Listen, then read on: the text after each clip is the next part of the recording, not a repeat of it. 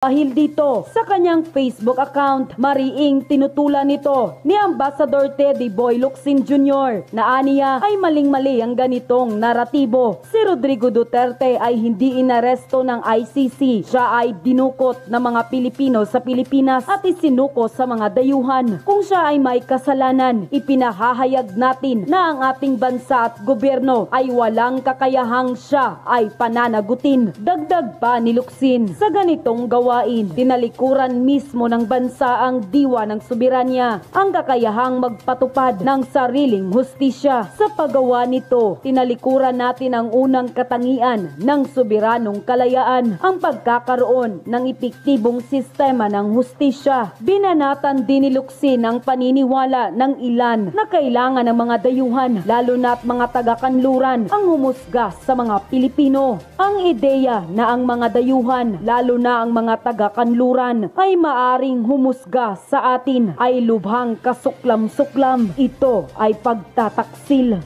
Sa daming insertions, marami kang mapapakita. We are waiting. But, alam nyo kasi nakakaano to eh. Hindi, ito'y lantaran.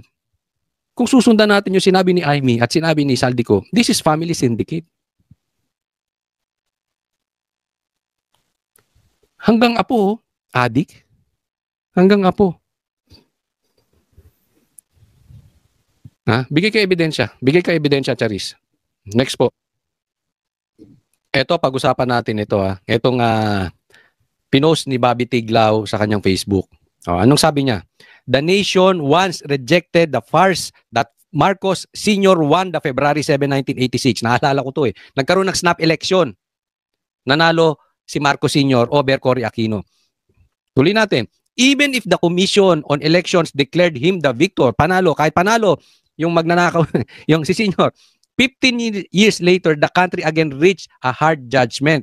So, ang nangyari noong kay Marcos, si Cory pa rin ang nakaupo.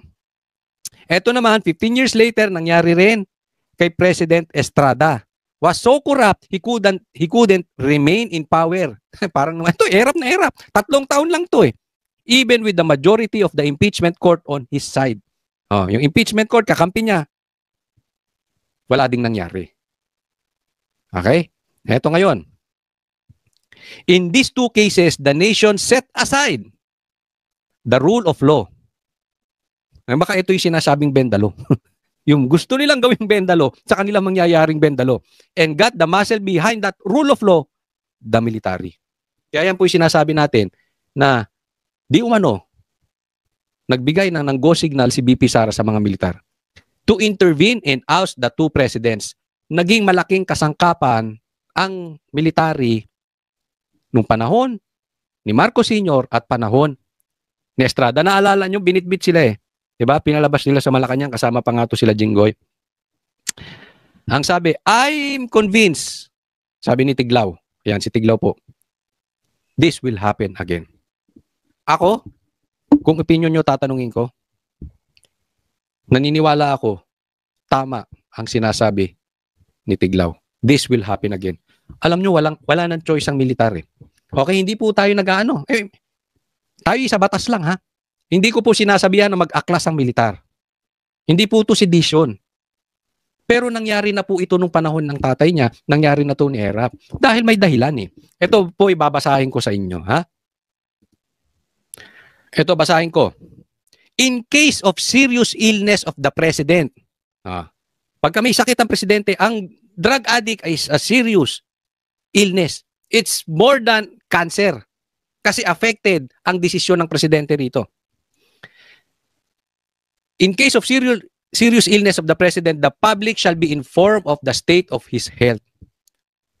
Sinabi na ni Amy, adik ang presidente, hanggang ngayon, hindi pa rin nag-i-inform ang presidente. Karapatan natin yan, dapat ini-inform tayo. The members of the cabinet in charge of national security and foreign relations and the chief of staff of the armed forces of the Philippines shall not be denied access to the president during such illness. Pwedeng imbestigahan, pwedeng tanungin. Pwedeng, totoo ba to o hindi? Kailangan malaman ito ng cabinet, ng AFP. May ginagawa ba ang AFP? Hindi po ako may sabi. Wala akong kinalaman. Noong 1987, ako ay ilang taon pa lang nito. So wala akong kinalaman dito sa konstitusyon na ito. Gusto lang natin sundin. I'm 12, 13, 14 years old that time. Nitong 1987 constitution. So hindi po ako gumalaw nito. Ha? Huwag niyo kaming pagbintangan. Ito po ay dapat sinusunod ng militar. In-access nyo na ba si Bongbong? Kung talagang, inalam nyo ba? Kung talagang nagdodroga siya o hindi? Kayong cabinet members, nasa batas to eh. Inalam nyo na ba kung talagang nagdodroga o hindi? Ayan na ebidensya oh. Sinasabi na nung kapatid. Ito, public disclosure. If the president becomes seriously ill, the government is constitutionally required to inform the public about his or her health status. In-inform ba tayo? Hindi. Sino nag-inform sa atin? Si Jaime pa. Access for key officials. During that serious illness, the cabinet members responsible for national security and foreign relations plus the AFP chief of staff, Browner, anong ginagawa ni Imo, must be allowed to see the president. Hindi po ako nagpapaano ng sedition ha. Baka iikot-ikutin nyo na naman. Okay? Kinukut ko lang kung ano sabi ng konstitusyon. Ha? Ha. Ilang beses binanggit ang AFP rito oh. Wala akong kinalaman dito. Ha. At nangyari na yan eh. Kailangan natin ng transparency. Ano ba talaga? 'Di ba? Ano ba talaga kalalagayan ni Marcos? Ang opinion ko lang ay naniniwala ako na tama ang sinasabi nitong si Tiglaw. I'm convinced that this will happen again. Kaya nga malaking bagay, yung pagsabi ni BP Sara, I am ready. If that happens, BP Sara is ready to become the president. That is a go signal. As I see it, that is a go signal. Ngayon, kung ayaw ng militar, hindi ko naman kayo pipilitin. Actually, hindi ko kayo kayang pilitin. At hindi ko naman kayo iniutusan. Kinukote ko lang, pinapaalala ko lang, ano ang obligasyon nyo according to Constitution. Okay? Ito next, tingnan po natin.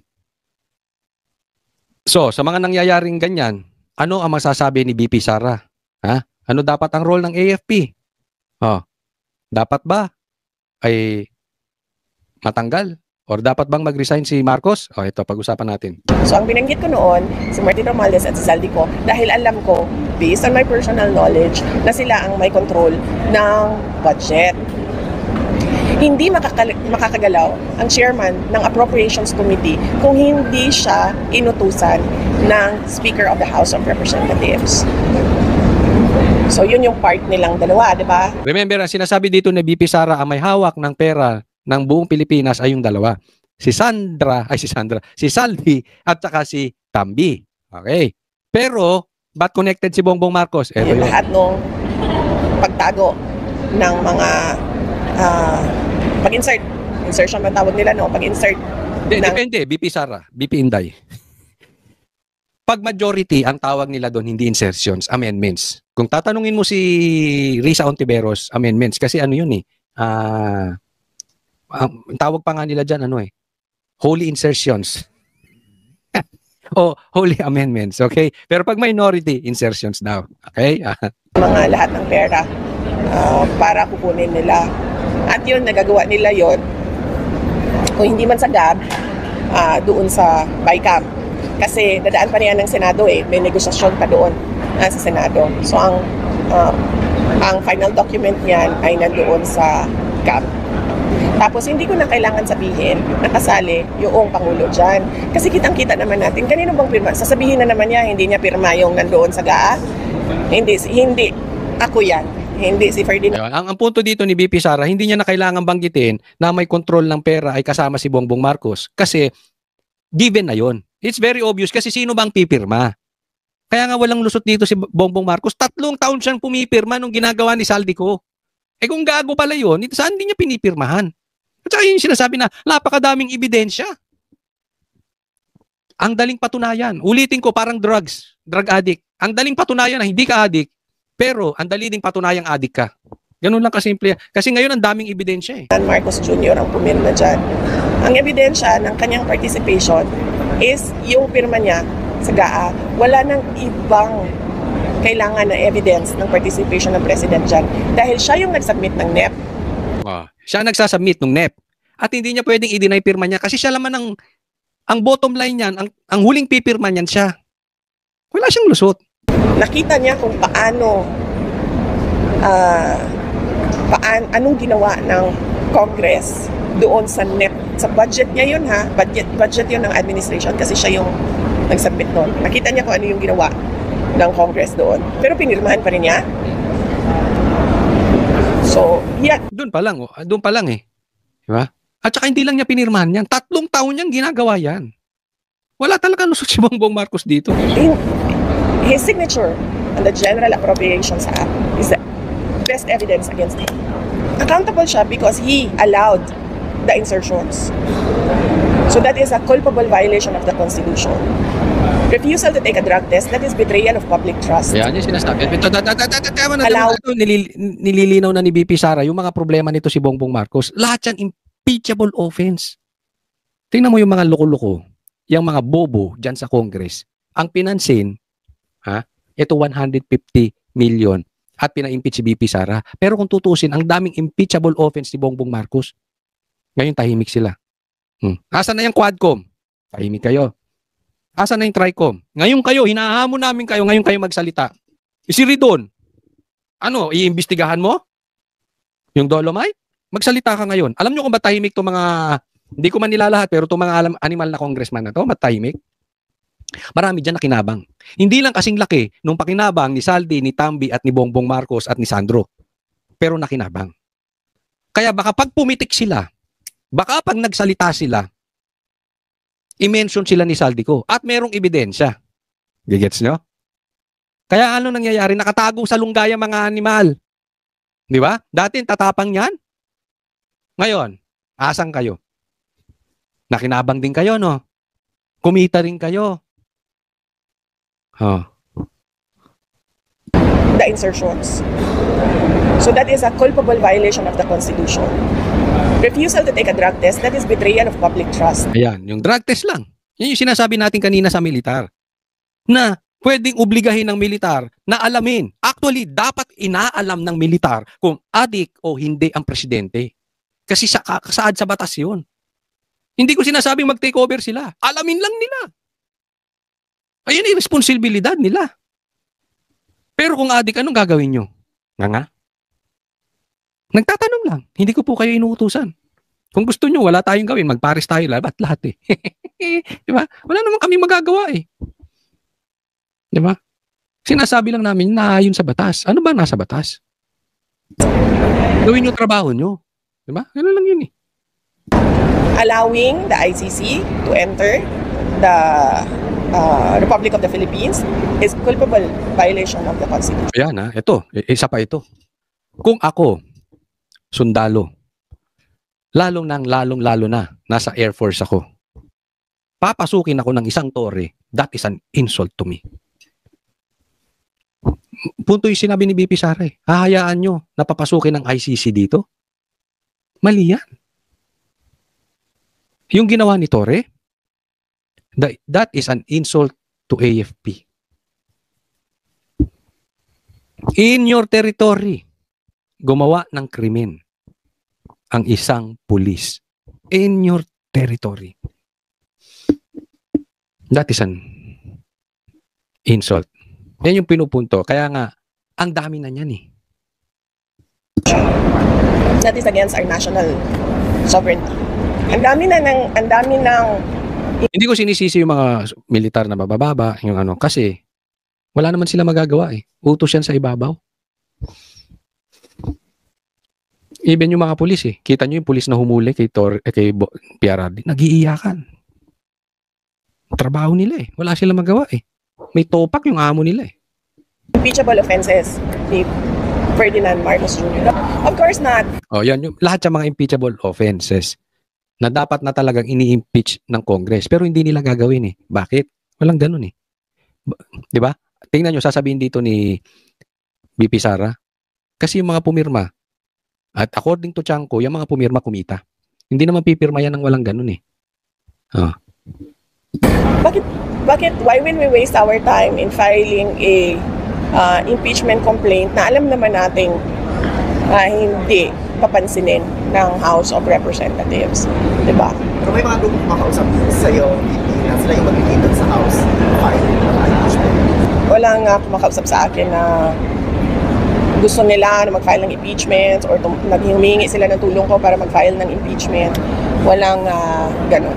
Pero ang sinasabi ko lang, ang dami ng impeachable offenses ni President Marcos. Ayan, hindi na kailangan ipa-impeach kasi alam naman natin hindi gagalaw yung nasa Congress. Kasi madami nga dyan, madungis din. Madumi rin eh. Okay? Pag gumalaw sila ng impeachment labang kay Bongbong Marcos, kakalkalin yung baho nila. Nakinabang din sila eh. Kaya ito'y malawakan. Hindi man lahat sa Congress, pero madami dyan. Ang punto nga ni Sara yung pirma may bayad eh. Di ba? So dyan pa lang, maraming makakalkal si Bongbong Marcos that they would rather keep quiet. Katulad ng ginagawa nila ngayon, tahimik na sila. At yung impeachment labang kay Bongbong Marcos, hindi gagalaw. Pero ito nakikita ko. Unless, kasi yung mga politikong yan, pag sure na that they have no choice, kahit wala nang bayad, gagalaw na yan kasi masisira ang kanilang political career. Doon lang yan magpa-file ng impeachment at pwedeng ipanalo. But as of now, iyan ang sitwasyon natin.